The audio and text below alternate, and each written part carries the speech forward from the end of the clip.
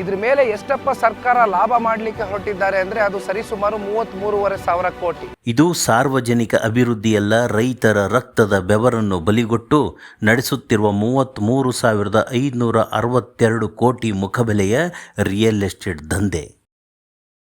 ನಮ್ಮ ಒಂದು ಹೆಜ್ಜೆ ಹಲವು ಒಳಿತನ್ನು ರಕ್ಷಿಸಬಲ್ಲದು.